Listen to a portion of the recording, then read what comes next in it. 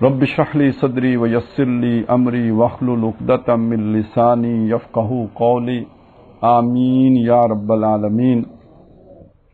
یہ سورہ حدید کی 3 آیات ہیں، آیت نمبر 19، 20 اور 21 جو میں نے آپ کے سامنے تلاوت کی ہیں، اور اس میں ہمارے سامنے ہماری اس دنیا کی زندگی کی حقیقت جو اللہ کی نگاہ میں ہے اسے بیان کیا گیا ہے، اور پھر ایک مطالبہ کیا گیا ہے کہ اگر اس دنیا کی حقیقت یہ ہے تو پھر تمہیں کیا کرنا چاہیے۔ تو سب سے پہلے جو اس دنیا کی حقیقت بیان کی گئی وہ فرمایا کہ اعلموا، جان لو، انما الحیات الدنیا لعب و لہو، یہ دنیا کی زندگی کھیل ہے اور تماشا ہے، وزینۃ اور زیبائش و آرائش ہے، وتفاخر بینکم اور تمہارا آپس میں ایک دوسرے پر فخر کرنا ہے، وتکاثر فی الاموال والاولاد اور مال اور اولاد کی کثرت کی خواہش ہے یا اس کی بھاگ دوڑ ہے، اس کو زیادہ سے زیادہ کرنے کی دوڑ ہے۔ اگر آپ دیکھیں تو ایک طرف اسے کہا گیا کہ یہ لہو ہے اور لعب ہے، پھر کہا گیا زینت ہے، ساتھ یہ کہا گیا ایک دوسرے پر فخر کرنا ہے، اور یہ بھی بتایا گیا کہ مال اور اولاد میں دوسرے سے زیادہ آگے نکل جانے کی دوڑ ہے۔ بس قرآن نے اتنی بات بتائی کہ دنیا کی زندگی یہ ہے۔ اگر ہم اسے غور سے دیکھیں تو ایک جو بچہ ہوتا ہے وہ بچہ مال اور اولاد کی دوڑ کی تو سوچ اس میں نہیں ہوتی، ٹھیک بات ہے نا؟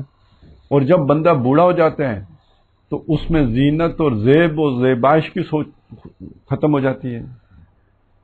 تو اس سے یہ سمجھ لیجئے کہ یہ در حقیقت زندگی کے مختلف مراحل ہیں جن کا بیان کیا گیا ہے۔ یہ ساری کیفیات ایک آدمی میں ایک ہی وقت میں نہیں ہوتی، البتہ زندگی کے مختلف مراحل میں یہ کیفیات اس کی ہوتی ہیں۔ مثلا جو پہلی بات بیان کی گئی وہ لہو اور لعب ہے، کھیل اور تماشا۔ یہ عام طور پر بچپن میں ہوتا ہے جس میں بندے کو کھیل کی طرف رغبت ہوتی، بچہ کھیلتا ہے، بچہ کھیلتا ہوا اچھا لگتا ہے، اور ابتداءً بچے کو صرف کھیل کا معاملہ ہوتا ہے، کھیل سے زیادہ آگے کی بات نہیں ہوتی۔ لیکن جب وہ تھوڑا سا بڑا ہوتا ہے تو کھیل میں بھی لذت بھی شامل ہو جاتی ہے، مزہ بھی شامل ہو جاتا ہے۔ اب وہ کھیل کر دوسرے کو ہرا کر اس کے اندر ایک جو ہے نا اس کے کسی جذبے کی تسکین کا سامان بھی اس کھیل کے اندر شامل ہو جاتا ہے۔ اسی وجہ سے جب وہ ہارتا ہے تو اسے غصہ آتا ہے، برتن توڑتا ہے، کچھ اچھل کود کرتا ہے، آہستہ آہستہ سیکھ جاتا ہے، لیکن شروع میں اس کے اندر یہ ری ایکشن آتے ہیں ہارنے کے نتیجے میں۔ تو اس کا مطلب ہے اب صرف کھیل نہیں رہا، اس کھیل کے اندر مزہ بھی شامل ہو گیا ہے، اور ہارنے سے چونکہ وہ مزہ کرکرا ہو جاتا ہے لہذا اسے غصہ آتا ہے۔ یہ ایک دور ہے، یہ زندگی کا ابتدائی دور ہے، اور شاید سب سے حسین دور یہی ہے۔ اس میں کوئی بدنیتی نہیں ہوتی، کوئی دھوکہ دہی نہیں ہوتی، کوئی اور جو ہے نا جسے کہتے ہیں نا کسی کو نقصان پہنچانے کا نہیں، اپنے کھیل سے مطلب ہوتا ہے اور وہی بچہ کھیل لیتا ہے، یہ چند خوشی کے دن ہوتے ہیں۔ اس کے بعد اب آگے در حقیقت ایک دور آتا ہے زینت کا دور۔ آدمی کو خیال آتا ہے میرا ہیئر سٹائل کیسا ہے، کپڑے کیسے ہیں، فیشن کیا ہے، ٹھیک ہے، میں لگتا کیسا ہوں، اچھا لگنا چاہیے۔ تو اب وہ بننا، سنورنا، چمکنا، دھمکنا، یعنی اب اس کی چنتا لائق ہو جاتی ہے، اور آدمی اس میں زیادہ جو ہے نا انٹرسٹڈ ہو جاتا ہے۔ یہ 3 ایج میں تقریباً ایسا ہی ہوتا ہے۔ اس کے بعد بتایا تفاخر بینکم، یہ آپس میں ایک دوسرے پر فخر کرنا ہے، یعنی ایک آدمی نسل کی وجہ سے، اپنی تعلیم کی وجہ سے، خاندان کے بڑائی کی وجہ سے دوسرے کو کمتر جاننا، اپنے آپ کو بڑا سمجھنا، یہ مقابلے بازی، اور یہ مقابلے بازی ہوتی ہے مونچھ کی مقابلے بازی، یعنی میری مونچھ نیچی نہ ہو جائے۔ وہ اس مقابلے بازی میں قتل بھی ہو جاتے ہیں، اس مقابلے بازی میں جو ہے وہ کہاں تک آدمی چلا جاتا ہے، اور لیکن یہ کہ اس میں بڑا ہٹ درم ہوتا ہے آدمی، جان چلی جائے پرواہ نہیں ہوتی، ناک نہیں کٹنی چاہیے، مونچھ نہیں نیچی ہونی چاہیے، خواہ گھر بک جائیں، جو ہے نا وہ رقبے بک جائیں، لیکن مقدمہ لڑنا ہے۔ ایک دور یہ بھی آتے ہیں آدمی کے اوپر۔ اب بچے کو تو یہ سارا کچھ نہیں ہوتا ہے، لیکن بہرحال یہ جو خاص طور پہ آپ 25 سے 40 سال کی عمر ہوتی ہے، اس میں آدمی کے اندر یہ اپنا بڑا احساس ہوتا ہے۔ یہ زینت سے اگلا دور آ جاتے ہیں۔ اچھا اس کا یہ مطلب نہیں ہوتا کہ اس دور میں زینت کی خواہش بالکل ختم ہو جاتی ہے، وہ اپنی جگہ پہ ہے، زیادہ جو غالب خواہش ہوتی ہے وہ فخر کرنے کی خواہش ہوتی ہے. جیسے بچپن میں زیادہ غالب خواہش کھیل کود کی خواہش ہے، اور یہ نہیں مطلب کہ ٹین ایج میں کھیلنا بند ہو جاتا ہے، نہیں، وہ اب بھی کھیلتا ہے، لیکن اب جو غالب خواہش آ جاتی ہے اس کی جگہ پہ وہ زینت کی خواہش آ جاتی ہے. اور جب آگے آتے ہیں وہ لوگ 40 سال کی عمر تک بھی کرکٹ کھیلتے رہتے ہیں، بلکہ 60 سال والے بھی کھیلتے ہیں، بابے بھی کھیلتے ہیں. تو کھیل کا شوق ختم نہیں ہوتا، لیکن وہ نیچے چلا جاتا ہے. جو غالب شے اوپر آ جاتی ہے وہ ذرا مونچھ کا اونچا رہنا ہے، اور اس کے لیے ہر قربانی، ہر شیب قربان کرنے کے لیے بندہ تیار ہو جاتا ہے. 40 سال کے بعد ایک نیا دور شروع ہوتا ہے، اور کہتے ہیں یار بندہ ذرا سمجھدار ہو گیا، جذبات کے دور سے نکل آیا ہے. اب اسے اس کی زینت بھی حساب کی ہے، اب اس کا فخر والا معاملہ بھی پتہ ہے نا. اکثر و بیشتر جو ذرا جسے ہم سمجھدار کہتے ہیں یا عمر والا یہ والا بندہ ہوتا ہے، وہ کہتے ہیں جھگڑا نہیں کرنا، کوئی نہیں، بندہ بات برداشت کر لیتا ہے یار، کوئی بڑا مسئلہ نہیں ہے، اولاد بچاؤ، کاروبار بچاؤ، یہ جو ہے اس میں سارا کچھ ضائع ہو جائے گا، خیر ہے برداشت کرو. اب اس کی ترجیح بدل جاتی ہے، اب مونچھ کا کوئی اتنی زیادہ فکر نہیں رہتی، مونچھ کٹ بھی جاتی ہے تو کٹ جائے، لیکن یہ کہ مال بچا رہے، اولاد بچی رہے، اور مال اور اولاد میں کثرت ہو، زیادہ سے زیادہ ہو. اور یہ زندگی کا وہ دور ہے کہ جو آخری سانس تک چلتا رہتا ہے نا. اگر اسی رخ پر بندہ آگے چلے تو مرتے دم تک اس کے اندر سے یہ خواہش نہیں ختم ہوتی کہ مزید ہو، کچھ اور ملے، اور آگے بڑھیں، اور کاروبار ترقی کرے، یعنی یہ انفلوئنس مزید ہو، لوگوں سے تعلق مزید ہو، یہ نہیں ختم ہوگا، یہ بڑھتا ہی رہے گا. اسی کو قرآن مجید نے کہا الہاکم التکاثر حتی زرتم المقابر. یہ جو تکاثر ہے نا، کثرت کی خواہش، یہ تمہیں اللہ سے، آخرت سے غافل رکھتا ہے، یہاں تک کہ تم قبروں کو دیکھ لیتے ہو، یعنی قبر میں اتر جاتے ہو. یہ آخر تک چلتا ہے. تو اب اس طرح دیکھیں نا، یہ زندگی کا سفر ہے، بچپن، لڑکپن، جوانی یا نوجوانی کہہ لیں اسے، اور ذرا ادھیڑ عمری، اور پھر اس کے بعد آپ کا جو آخری بڑھاپے کا دور. یہ 5 ادوار ہمارے سامنے آ گئے. قرآن نے ہر دور کے لیے بتایا کہ آپ کی ترجیح ذرا مختلف ہوتی ہے. پہلے دور میں کھیل کود، دوسرے دور میں جو ہے وہ اس کے اندر زینت اور آرائش اور زیبائش اور بننا سنورنا، اور تیسرے دور میں منہ اونچی رکھنا، آخری دور میں جا کے تو اپنا تکاثر فی الاموال والاولاد. اور یہ دور سب سے لمبا ہے، 40 سال سے شروع ہو کر اگر کسی کی 80 سال عمر ہے، 90 سال عمر ہے، تو وہاں تک جائے گا. اب یہاں پہ ایک بات جو نہیں کہی گئی، باقی جگہوں پہ قرآن مجید کہتا ہے کہ جب قرآن مجید انسان کی کمزوریاں بیان کرتا ہے کہیں بھی کہ انسان کمزور ہے، انسان تھوڑ دلا ہے، ان الانسان خلق ہلوعا اذا مسہ الشر منوعا واذا مسہ الشر جزوعا واذا مسہ الخیر منوعا، تو ساتھ ایک استثناء کر دیتا ہے الا المصلین. کہیں کہتا ہے الا الذین آمنوا وعملوا الصالحات. تو یہ عام آدمی کی یہ کمزوریاں ہیں، لیکن ان عام آدمیوں میں سے جو ایمان لے آئیں وہ ان چیزوں سے پھر اوپر اٹھ جاتے ہیں. اس کا مطلب ہے اگر دل میں ایمان ہوگا، جب بچہ تو خیر بچہ ہے، اس کا کیا، اس کی بات کو تو چھوڑ لیں، وہ تو کھیل کود میں ہی گزرے گا وہ وقت، لیکن یہ کہ جس آدمی کو سمجھ ہوگی تو اسے پتہ ہے یار یہ تو میک اپ میں کیا رکھا ہے، جو میری اصلیت ہے وہ تو سب جو ہے، اصل شے تو انسان کا کردار ہے. یہ شکل کی صورت، اور اس کو میں نے بنا سنوار کے کیا اچیو کر لینا ہے، کیا شخصیت بنا لینی ہے، اپنا کریکٹر بہتر کروں. مال و دولت سے جو ہے لوگ عزت نہیں ملتی، عزت تو ملتی ہے اچھے اعمال سے، اچھے کردار سے، اچھے رویے سے، اچھے اخلاق سے. تو اب یہ دیکھیں جس کا ایمان ہوگا اس کی لائن کوئی اور ہوگی، وہ اس کی سوچ کسی اور انداز میں آگے بڑھ رہی ہوگی. یہ جو چیز بیان کی گئی ہے یہ در حقیقت ان لوگوں کی بیان کی گئی ہے جن کے دلوں کے اندر ابھی ایمان گاڑا نہیں اترا ہوا ہوتا ہے. بے شک منہ سے کلمہ پڑھتے ہوں، لیکن اگر ایمان دل میں راسخ نہیں ہے تو یہ روش وہی، جیسے کافر کی بھی یہی سوچ ہوگی، اس کی بھی یہی سوچ ہوگی، ایک ہی رخ ہوگا زندگی کا سمجھنے کا. تو بتایا کہ بہرحال اس کے بعد کیا ہے، آخر قبر میں اتر 4 دن کی چاندنی ہے، پھر وہ اندھیری قبر کی کوٹھڑی ہے، وہاں پہ جانا ہے. اب اس کے ساتھ اس کو ایک مثال دے کے بھی سمجھایا. اللہ نے مثال دی، فرمایا کمثل غیث اعجب الکفار نباتہ، جیسے آسمان، یعنی یہ ایک دور آیا نا، ایک سائیکل آیا، بندہ دنیا میں آیا، بچپن جوانی گزار کے بوڑھا ہو کے پھر بچہ ہو کے قبر میں چلا گیا، جہاں سے آیا تھا وہاں لوٹ گیا. انا للہ و انا الیہ راجعون.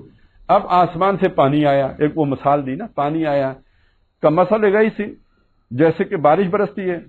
اب وہ بارش زمین میں آتی ہے، یہاں پہ کسی نے بیج بویا ہوتا ہے، کھیتی سینچی ہوتی ہے، جب وہ پانی اندر جاتا ہے تو اس بیج کے اندر حرکت پیدا ہوتی ہے، اس سے وہ فصل جو ہے وہ اپج آتی ہے، پھر وہ لہلاتی ہے، اور جب وہ لہلاتی ہے آجب الکفار نباتہ، تو اس کی جو نباتات ہے وہ کاشتکار کو بہت بھاتی ہے، اسے دیکھ کے اس کا دل باغ باغ ہوتا ہے.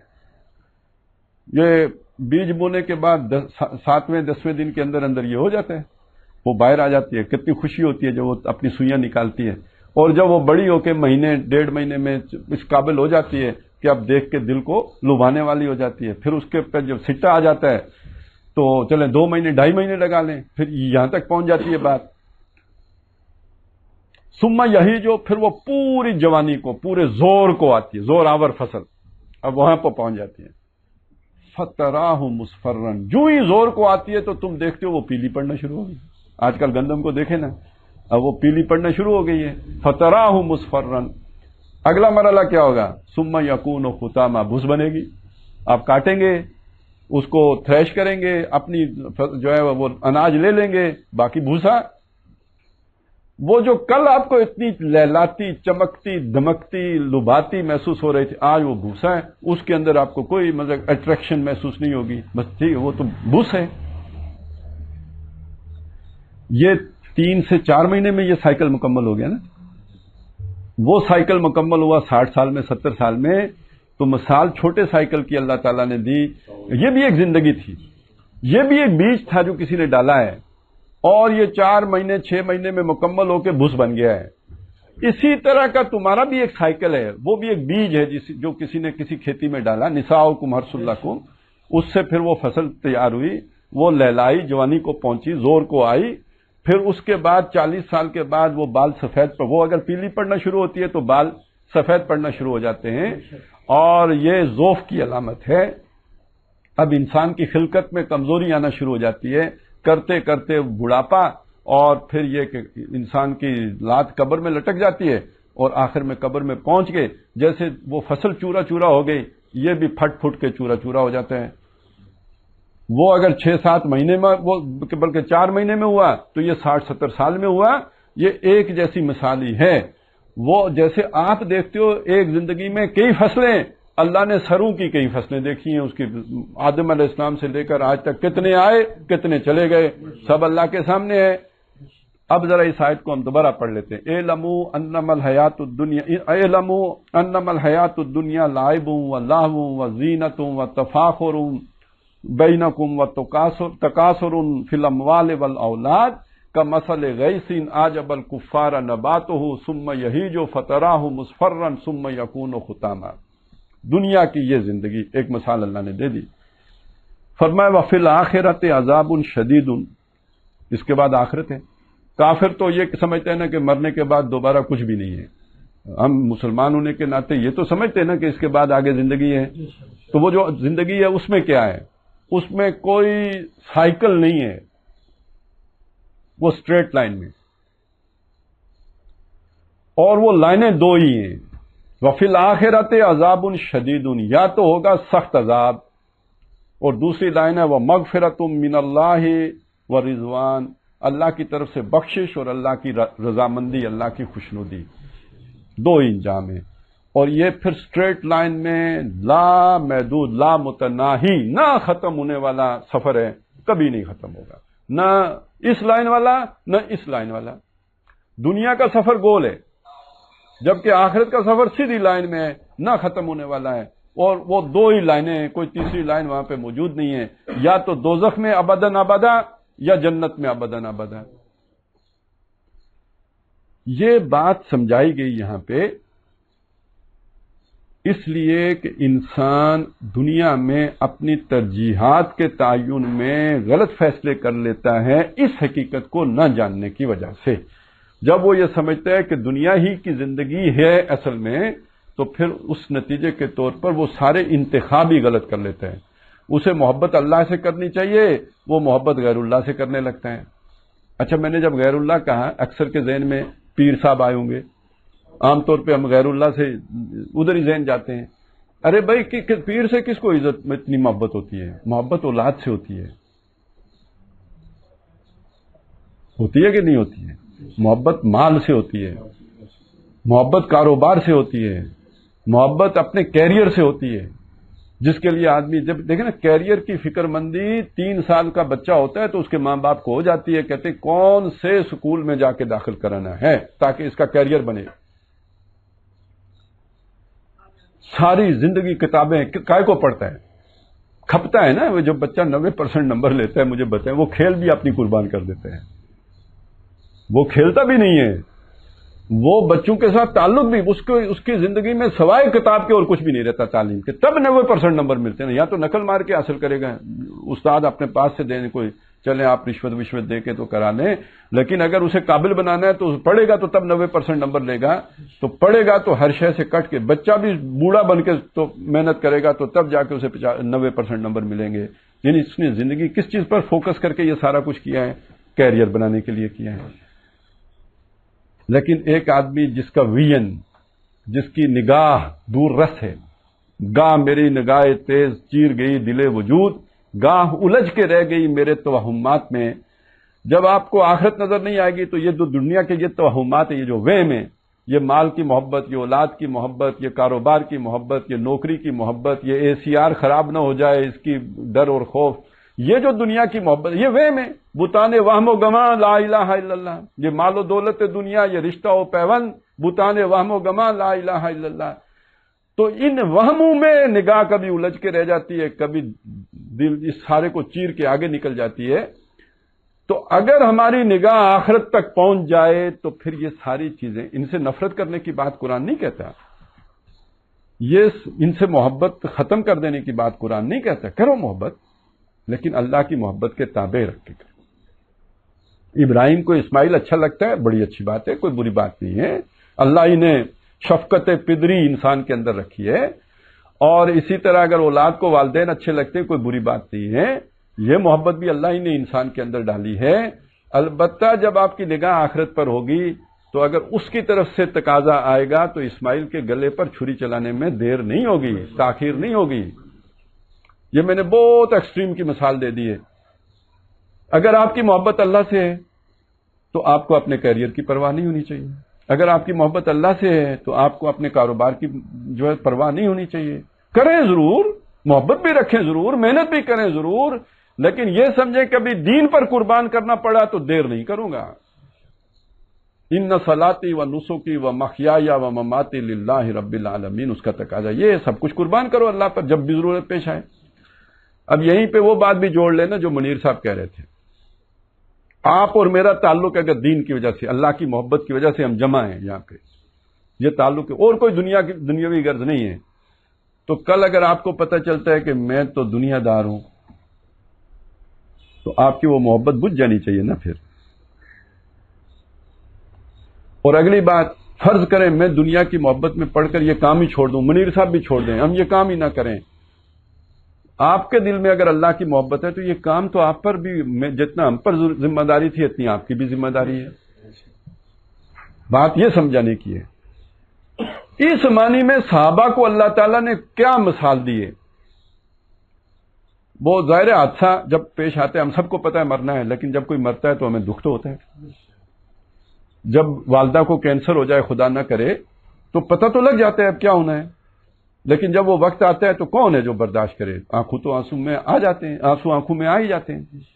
اسی سے سمجھ لیجئے کہ جب نبی صلی اللہ علیہ وسلم کے قتل ہو جانے کی خبر پھیل گئی غزوہ احد کے دوران، تو بڑے بڑے باہمت لوگوں کی ہمت جواب دے گی، انہیں تلوار پھینک دی، اب لڑنے کا کیا فائدہ. بعد میں پھر اللہ تعالیٰ نے اس پہ گرفت فرمائی. وما محمد الا رسول، محمد نہیں ہے مگر اللہ کے رسول ہیں. افائم ماتا و قتلا، وہ اگر فوت ہو جائیں یا قتل کر دیے جائیں، انقلبتم علی اعقابکم، تم یہ کام چھوڑ دو گے، تلوار پھینک دو گے. ومن ينقلب علی عقبیہ فلن یضر اللہ شیئا، اور اگر کسی نے یہ کام کیا، اپنی ایڑیوں پر گھوم گیا، یعنی دین کو پیٹھ دکھا دی، وہ اللہ کا کچھ نہیں بگاڑے گا. فسيجزي اللہ الشاکرین، لیکن اللہ تعالیٰ شکر گزاروں کو جو یعنی اپنے کام میں جتے رہیں گے، ڈٹے رہیں گے، جمے رہیں گے، ان کو جو ہے وہ اچھا بدلہ دیں گے۔ تو یہ بات سمجھ لیجئے، ہمارا تعلق اگر ایک دوسرے کے ساتھ ہے تو اللہ کی نسبت سے ہے، اور جب کوئی ایک اگر اللہ کو پیٹھ دکھا دے تو اگر باقی بھی دکھا دیں تو اس کا مطلب ہے ان کا تعلق اللہ سے نہیں تھا، بلکہ آپس کی کوئی محبت تھی، مفاد تھا جس نے ان کو جوڑا ہوا تھا، اور وہ مفاد اب بھی چونکہ قائم ہے، لہذا ایک پلیٹ فارم پہ، ایک صفحے پہ ہیں۔ پلیٹ فارم کو چھوڑیے، آج کل صفحہ اچھی بات ہے، وہ ذرا جلدی سمجھ میں آتے ہیں، ایک صفحے پہ ہیں۔ لیکن اگر تعلق اللہ سے ہے تو جب تک جس کا تعلق اللہ سے قائم ہے تو یہ تعلق بھی قائم رہنا چاہیے، لیکن جب پتہ چلے کہ اب وہ بات نہیں ہے، اب ان تلوں میں تیل نہیں ہے، تو پھر اللہ کے تعلق کا تقاضا یہ ہے کہ پھر اس صفحے سے اتر جائے۔ یہ ثابت کرے گا یہ بات کہ پہلے بھی اللہ کے لیے آپ کام کر رہے تھے۔ تو پہلی بات تو یہ آ گئی، دنیا کی حقیقت یہ ہے، یہاں کما لیا، بنا لیا، پھیل لیے، تعلق بنا لیے، بہت کچھ یہاں پہ فائدے اٹھا لیے، آخر میں فصل نے پیلا پڑنا ہے، بندے کی جو ہے نا بالوں نے سفید ہونا ہے، قبر میں اترنا ہے، ختامہ وہاں چورا چورا ہو جانا ہے، اور آخرت میں دو ہی لائنیں ہیں، یا تو ہمیشہ کا جو ہے وہ عذاب ہے، یا ہمیشہ کی راحتیں اور آرام اور چین ہے۔ اب اگر سمجھ آ گئی ہے تو کیا کرنا چاہیے، وہ آگے بیان کیا، سابقوا الی مغفرۃ من ربکم وجنۃ عرضها کعرض السماء والارض۔ سبقت کرنا یعنی ایک دوسرے سے مقابلہ، جب دوڑ میں مقابلہ ہوتا ہے نا جیسے، تو آگے کون نکل گیا، پیچھے کون رہ گیا، کون آگے نکل گیا، یہ فیصلہ ہوتا ہے۔ جس نے پہلے جا کے اس لائن کو ٹچ کر لیا وہ جیت گیا۔ تو کتنی محنت کر کے بندہ دوڑتا ہے، یہ یہاں وہ مطلب ہے، باقیوں سے آگے نکل کے دوڑو، لیکن کدھر دوڑو؟ جیسے ہم دنیا کے لیے دوڑتے ہیں، مال بنانے کے لیے دوڑتے ہیں، کہیں کوئی ویکینسیز آئیں تو اس کے لیے دوڑتے ہیں، اس سے کہیں زیادہ رفتار کے ساتھ دوڑو اللہ کی بخشش کی طرف، اور اس جنت کی طرف، ان نعمتوں کی طرف۔ یا مال بنا کے دنیا کی چند روزہ نعمت، وہ دائمی اور ابدی نعمت، ان نعمتوں کی طرف دوڑو، اس جنت کی طرف جس کا پھیلاؤ آسمان اور زمین جیسا ہے۔ یہاں 10 مرلے کا پلاٹ ہے تو وہاں اس کی کوئی گنت ہی نہیں ہے، کیا کچھ ملے گا۔ فرمایا کہ نچلے درجے کا جنتی اوپر والے درجے والے کو یوں دیکھے گا جیسے زمین پر بیٹھ کے تم آسمان کو دیکھتے ہو، تاروں کو دیکھتے ہو، اتنے بڑے بڑے درجے کا فرق ہوگا۔ بہرحال لمبی بات کیا کریں، ایک مختصر بات جو سمجھ میں چلے، جو آئی ہے میں آپ کو مجھے تو یہ لگتا ہے کہ جیسے آج زمین پر 7 ارب انسان رہتے ہیں نا، ایسے شاید اللہ تعالیٰ ایک ایک ستارہ جو ہے نا ایک ایک بندے کو الاٹ کر دے، یہ تیری جنت ہے، وہاں یہ سارے سہولتیں دے دے، یہ جٹ ہے، یہ ایروپلین ہے، یہ فلانا ہے، یہ سارا کچھ، یہ ٹھیک ہے، یہ آپ اپنی اس کو مینج کرو۔ کوئی مہینے 10 دن میں کوئی اللہ کے پاس میٹنگ ہو، اندہ ملک مقتدر، وہ بڑے اقتدار والے کے پاس یہ سارے جو خلیفے ہیں چھوٹے چھوٹے ستاروں کے، یہ اکٹھے ہوں وہاں پہ بیٹھیں، تو وہ وہاں پہ جناب کیا ان کی آؤ بھگت ہو۔ تو بہرحال ایک اپنا اپنا نقشہ ہے، کوئی آدمی کسی اور طرح بھی سوچ سکتا ہے، حتمی بات تو کوئی نہیں ہے نا، یہ آیات متشابہات ہیں، لیکن جس طرح قرآن نے بیان کیا یہ پوری کائنات جو اللہ نے بنائی ہے اس کا کوئی مقصد ہے نا۔ تو یہ اولاد آدم کو جب جنت ملنی ہے تو عرضھا کعرض السماء والارض، اس میں ایک ظاہر ہے کچھ لوگ جو جنتی بعد میں بنیں گے، پہلے وہ دوزخ میں سے ہو کے آئیں گے، یہ بھی ہے آپ کو پتہ ہی ہے۔ ایک بندہ جو سب سے آخر میں دوزخ سے نکلے گا، یا ظاہر ہے بہت ہی گناہگار بندہ ہوگا، سارے جنہوں نے جنت میں جانا تھا چلے گئے، ایک بندہ رہ گیا پیچھے، جب وہ نکلے گا نا اس کے دل میں خیال آئے گا کہ یار وہ تو سارا انہوں نے قبضہ کر لیا ہوگا، میرے لیے کیا بچا ہوگا۔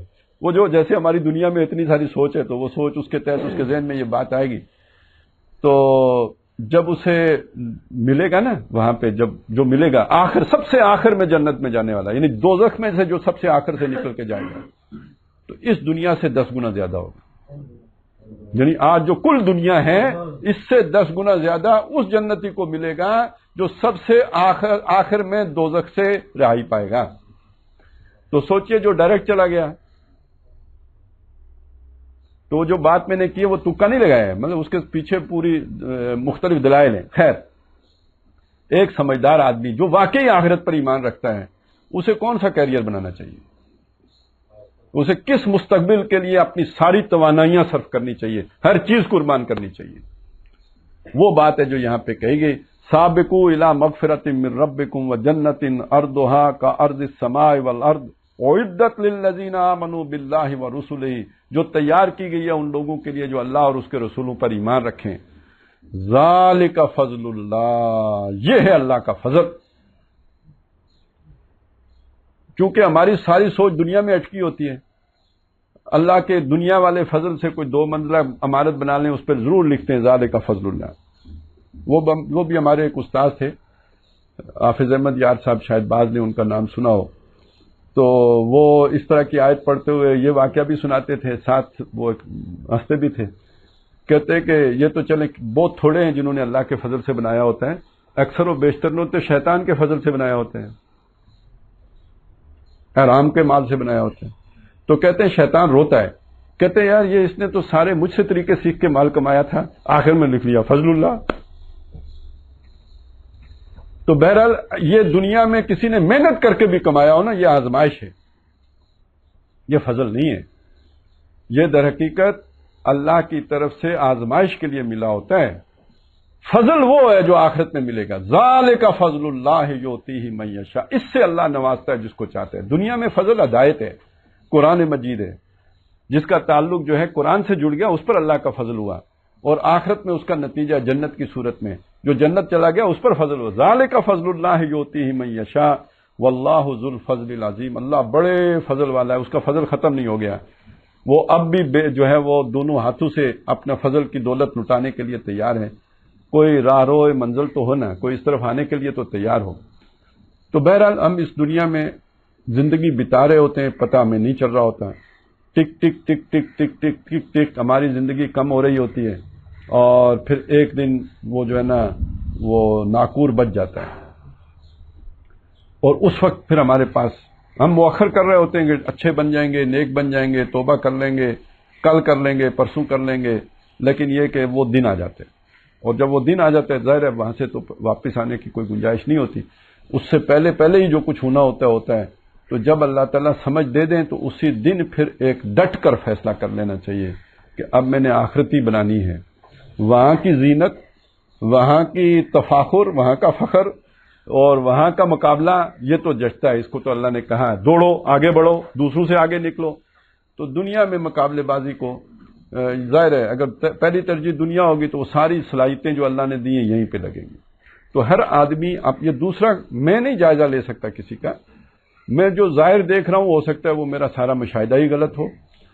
یہ تو بندے اور رب کے درمیان ہے، اور ہر آدمی اپنے دل میں اچھی طرح جھانک سکتا ہے. بل الانسان علی نفسہ بصیرہ، انسان کو اپنے بارے میں پوری طرح آگہی ہوتی ہے کہ میں دنیا دار ہوں یا میں طالب آخرت ہوں. تو بہرحال نجات اس کے لیے جو طالب آخرت ہو. اللہ تعالی ہمیں اس پر عمل کرنے کی توفیق عطا فرمائے، اور دنیا میں رہتے ہوئے ہر وقت آخرت کو مستحضر رکھنے کی توفیق عطا فرمائے. اقول قولی ھذا واستغفر اللہ لی ولکم ولسائر المسلمین.